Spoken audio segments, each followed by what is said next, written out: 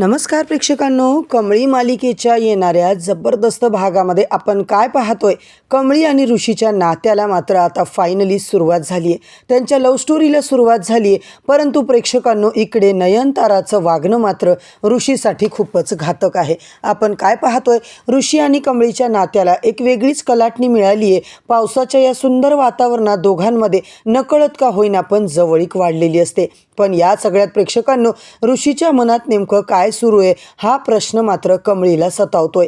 एकीकडे कमळी ऋषीला समजून घेण्याचा प्रयत्न करतच असते, तर दुसरीकडे ऋषी मात्र आता नयनताराने केलेल्या गोंधळामुळे पुरता कन्फ्यूज झालेला असतो. नयनताराने निर्माण केलेला गोंधळ अजिबातच कमी होत नाहीये. विशेष म्हणजे कमळीच्या छोट्या मुलांसोबत आता इकडे मात्र जे काही नाचणं, गाणं, बागडणं हे बघून मात्र प्रेक्षकांनो ऋषी तिच्याकडे बघतच राहतो. ऋषीला कमळी आता इतकी छान वाटते ना, तिच्या प्रेमातच ऋषी परत एकदा पडतो. इकडे मात्र परिस्थिती आता खूप छान असते. परंतु प्रेक्षकांनो, ऋषी आणि कमळीमध्ये हे सगळं नेमकं आता कुठपर्यंत हे नातं जाणार आहे? नयनताराला जर हे सगळं कळलं तर नयनतारा नेमकी काय ॲक्शन घेणार आहे? आणि या दोघांच्या जवळ याच्या नंतर अनिका नेमका काय गेम करणार आहे हे सगळं पाहणं मात्र प्रेक्षकांनो फारच रंजकदार ठरतंय. तर मंडळी, आजचा भाग खूपच इंटरेस्टिंग असा दाखवला आहे. शेवटपर्यंत नक्की बघा.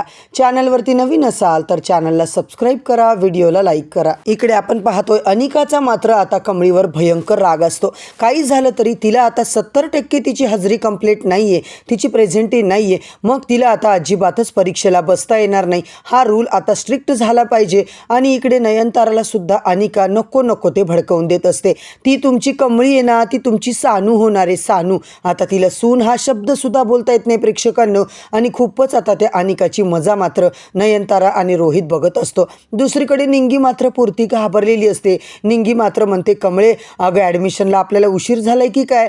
सगळे कुठं गेलेत काहीच कळत नाहीये. अगं 70% जर आपण प्रेझेंटी नाही दिली तर परीक्षेला बसता येणार नाहीये. कमळीला मात्र आता सगळं प्रेक्षकांनो निंगीनं सांगितलेलं असतं. अनिका मात्र त्यांच्यावर बरोबर लक्ष ठेवून असते. तिच्या मनामध्ये तेच असतं की ही गावछाप, ही कमळी टमळी मात्र हे जाणून बुजून करते. आणि मी ना कमळे तुझ्यासाठी हे केलंय, सगळं तुला अडकवण्यासाठी केलंय. काही जरी झालं तरी तुला ही परीक्षा मी देऊ देणार नाहीये. तुझी प्रेझेंटीच नाहीये इथे. तुला साध्या आता घटक चाचणीला सुद्धा बसता येणार नाहीये. त्यामुळे तू आता मात्र नापास होणार. इकडे प्रेक्षकांनो, कॉलेजमधून आता अनिका खुश होऊन जात असते. कमळीकडे खुन्नसमध्ये बघत असते. तेवढ्यात मात्र एक मॅडम येतात. कमळी सगळ्या मुली आता मॅडमला बोलायला जातात आणि आपली समस्या मात्र मांडतात. मॅडम म्हणतात, हे बघा, माझ्या हातात काही नाही आहे. वरतून मॅनेजमेंट करूनच आता ही ऑर्डर आलेली आहे. मग आम्हाला कसं काही करू शकणार आहे? आम्हाला काहीच करता येणार नाही आहे. कमळी म्हणते, मॅम, ही अनिका, तिची हजेरी तर काहीच नाही आहे, 20% पण नसेल ना, मग हिला कसं परीक्षेला बसू देणार तुम्ही? तेव्हा मात्र अनिका म्हणते, कमळे, नियम सगळ्यांसाठी एकसारखेच आहेत बरं का. टीचरसुद्धा, मॅडमसुद्धा म्हणतात. म्हणजे कसं आहे ना कमळी, अनिका काय, कमळी काय, सगळ्यांना नियम एकसारखेच आहेत. ट्रस्टीची जरी अनिका आता नात असेल ना तरीसुद्धा नियम तिलासुद्धा लागू आहे. आता मात्र तिलाही परीक्षेला अगर तिचं प्रेझेंटी पूर्ण नसेल तर नाहीच बसू देणार नाही ना. इकडे मात्र आता कमळी अधिकारावर विश्वास ठेवते, मॅडमवर विश्वास ठेवते. आणि आता काय करायचं, कुणाला बोलायचं? तेव्हा नेमका ऋषी मात्र ऑफिसमध्ये बिझी असतो. ऑफिस सुटायची वेळ झाली पण ऋषीचं काम काही संपलेलं नाही आहे. नयनताराने दिलेलं काम मात्र त्याला आठवतं आणि ऋषीला मात्र साहिबा येऊन आठवण करून देतो. अरे, तुझ्या लक्षात आहे का कमळीला आणायला जायचे? ऋषी मात्र आता डोक्यालाच हात लावतो. फटाफट लॅपटॉप बंद करतो, सगळे कामं उरकतो. तेवढ्यात मात्र आता नयनतारा बरोबर तिकडे काडी मारायला फोन करते. ऋषी, आपले जुने क्लायंट येणार आहेत, तू त्यांना अटेंड कर. आपली महत्त्वाची मीटिंग आहे, खूप मोठं डील आपलं त्यांच्यासोबत साईन होणार आहे. त्याच्यामुळं तुला आता तिकडे थांबावं लागेल. मी आता तिकडे येतेच आहे ऑफिसमध्ये, तू तिकडेच थांब. ऋषीची बिचाऱ्याची प्रेक्षकांनो आता गोची झालेली असते. ऋषी म्हणतो, ठीक आहे. आणि तेवढ्यातच आता काही बोलायच्या आत तिकडे तो क्लायंट आलेला असतो. ऋषी त्यांच्यासाठी आता तिकडे थांबतो, कारण त्याच्याकडे दुसरं काहीही ऑप्शन नसतं. इकडे मात्र प्रेक्षकांनो अनिशा सगळ्या स्टुडंटला बघते. बघा, माझ्याकडे कसं जबरदस्त आता एक फॉर्म आहे ना, हा फॉर्म भरला, सगळ्यांनी सह्या केल्या की आपण प्रिन्सिपलला देऊ. मग मात्र मॅनेजमेंटकडे हे सगळं जाईल आणि मॅनेजमेंटला डिसिजन घेऊन नोटीस मागे घ्यावी लागेल. सगळ्यांना आता अनिकाची आयडिया आवडते. सगळ्या पोरांचा म्हणजे स्टुडंटचा प्लॅन होतो प्रेक्षकांनो. कमळी म्हणते, निंगे, तू पण तो फॉर्म घेऊन ये. मला काय वाटतं अनिका सगळ्यांच्या चांगल्याचा, खूपच चांगल्याचा विचार करते की काय. तू पण फॉर्म घेऊन ये, आपण बघू काही त्याच्यात गडबड वगैरे आहे का. काही वाटलं तर मात्र आपण ऋषी सरांकडून चेक करून घेऊ. कमळी निंगी तो फॉर्म आणतात. कमळीला मात्र काहीच दिसत नाही आहे. सगळं आता सिंपलच वाटतंय, काही गडबड नाही, गोंधळ नाही. कमळीला आता तो फॉर्म इकडं प्रॉपर वाटतोय. कमळी निंगीसुद्धा आता त्या फॉर्मच्या नादाला लागून अनिकाच्या मूर्खपणामध्ये सहभागी होतात.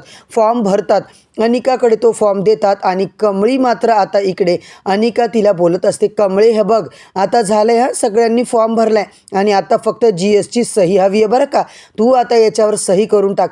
कमळी म्हणते मी GS नाही आहे, मी मागच्या वर्षी होते ना.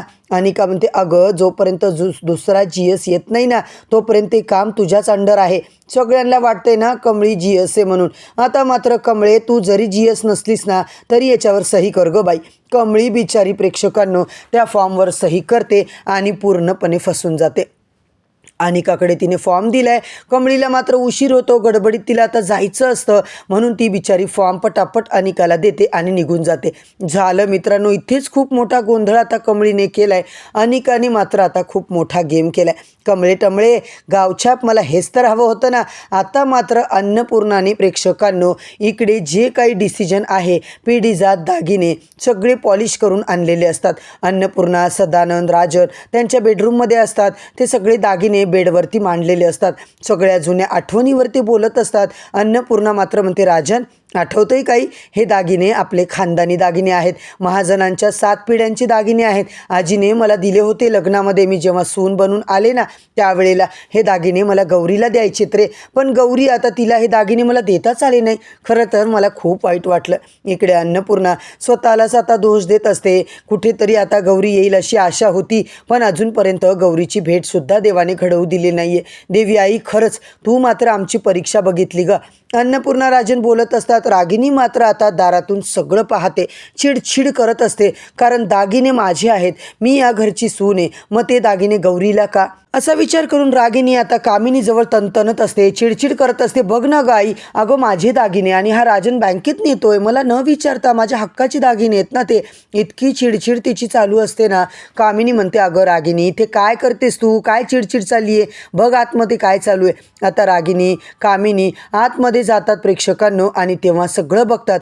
राजन अन्नपूर्णाला म्हणत असतो, आई आता हे दागिने घरामध्ये आजकाल सेफ ठेवणं नाही आहे, मला तरी आता भीतीच वाटते. कोण घरात येतं काय नाही. असंही आपलं बँकेमध्ये खूप मोठं लॉकर आहे, आपण सगळे दागिने लॉकरमध्ये टाकून द्यायचे का. मी तर आता इकडे ठरवलं की बाबा लॉकरमध्ये असलं की सेफ असतं. अन्नपूर्णा म्हणते, अरे एवढं मोठं लॉकर घेतलंय ना, मग नेऊन ठेव राजन, काय विचारतोयस तू, परमिशन कशाला घेतोयस. राजन म्हणतो, ठीक आहे आई, ते दागिने घेऊन जातो. रागिनी कामिनीला म्हणते, आई आई बघा ना, या दागिन्यांवर माझा हक्क आहे ना, हे दागिने कुठे चाललेत, बँकेत. आई आता काहीतरी डोकं लाव, ते दागिने मला हवेत, माझ्या हक्काचे दागिने आहेत. मला जर दागिने घालायला मिळाले नाही तर त्याचा काय उपयोग. कामिनी विचार करत असते. अगं रागिनी मूर्ख आहेस का, टेन्शन घेऊ नको, बघते मी बँकेत माझी ओळख आहे. अन्नपूर्णाचं लॉकर वगैरे सगळं आता मी शोध लावते. इकडे मात्र मी सगळे दागिने कसे आणते की नाही तू पाहतच राहा. या अन्नपूर्णाच्या नाकावर टिचून सगळे दागिने वापस घरात आणते की नाही बघ आणि तुझ्या हातात ठेवते. इकडे मात्र प्रेक्षकांनो या मायलेकीचा प्लॅन चालू असतो आणि दुसरीकडे ऋषी बिचारा ताटकळत बसलेला असतो. काही करून त्याला कमळीकडे जायचं असतं. कमळी त्याची वाट पाहत असते. ऋषी सर 5 वाजता येणार होते, अजून कसे आले नाही म्हणून ती बिचारी भर पावसात त्याची वाट पाहते. इकडे नयनताराने पाठवलेले क्लायंट ऋषीसोबत मीटिंग करून चालले जातात. ऋषी आता जाणार तेवढ्यात नयनतारा मात्र त्याला अडवते. आज ऑनलाईन अजून एक मीटिंग आहे आणि इथेच आपल्याला बसायचे. ऋषीचा आता काहीच इलाज नाही, नाईलाज झालाय. मीटिंगसाठी नयनतारासोबत त्याला जबरदस्ती का होईना बसावंच लागतं. बॅक टू बॅक मीटिंग त्यांच्या आता इकडे झालेल्या असतात, फिक्स असतात. मीटिंग चालू असताना ऋषीला उठताच येत नाही. रात्रीचे 9 वाजले. नयनतारा एक झाले की एक मीटिंग आता तिकडे ठेवत असते आणि ऋषीला मात्र शेवटी प्रेक्षकांनो तिने घरी जायला सांगितले. ऋषी असा काही धावतो ना कमळीकडे. रात्रीचे 9 वाजले. त्याला टेन्शन येतं, त्याला माहिती आहे कमळी कुठेही जाणार नाहीये, माझी वाट पाहत कमळी तिकडेच उभी असणार आहे, ही शाश्वती त्याला असते. आणि तेवढ्यातच आता प्रेक्षकांनो ते खरं सुद्धा ठरतं. साहेबा म्हणतो लवकर जा, कमळी तुझी वाट पाहत असेल, काय इथे बघतोयस तू. ऋषी बिचारा फटाफट निघतो आणि ऋषी मात्र म्हणतो तू काळजी करू नको, मला वाटतं कमळी तिकडून गेली असेल रे. तेव्हा मात्र साहेबा म्हणतो नाही, अजिबात शक्य नाही आहे, मी कमळीला ओळखतो ना, ती कुठेही जाणार नाही आहे, ती तिकडेच थांबली असणार आहे. आणि इकडे मात्र प्रेक्षकांनो ऋषी आता तडकाफडकी कमळीकडे निघतो. त्याला माहिती आहे कमळीची सवय आहे, ती एकदा जे बोलते तेच करते. आत्ताच्या आत्ता तिला आता तिच्याकडे गेलं पाहिजे, तिला पिक केलं पाहिजे असं म्हणून ऋषी मात्र निघतो. ऋषी मात्र म्हणतो आता मी जातो आणि गाडी घेऊन जातो. प्रेक्षकांनो पटकन आता बाईक घेतो आणि ताबडतोब पोहोचतो. ऋषीला मात्र तिकडून पाठवायचं काम मात्र साहेबांनी चोखपणे केलेलं असतं. खरंच कमळी मात्र वाट पाहून पाहून पुरती थकलेली असते. तिला आता टेन्शन आलेलं असतं, इतका पाऊस पडतोय, वारं सुटलंय आणि तेवढ्यातच जबरदस्त एंट्री होते प्रेक्षकांनो, ती म्हणजे आपल्या ऋषीची. आता मात्र भर पावसामध्ये ऋषी कमळीचा रोमांस आपल्याला पाहायला मिळणार आहे. तर प्रेक्षकांनो नयनताराचे फासे मात्र तिच्याच अंगावर उलट फिरले आणि कमळी आणि ऋषी मात्र भर पावसामध्ये अगदी जवळ येताना आपल्याला पाहायला मिळतात. तर मंडळी येणाऱ्या भागांच्या सगळ्या अपडेटसाठी चॅनलवरती नवीन असाल तर चॅनलला सबस्क्राईब करा, व्हिडिओला लाईक करा.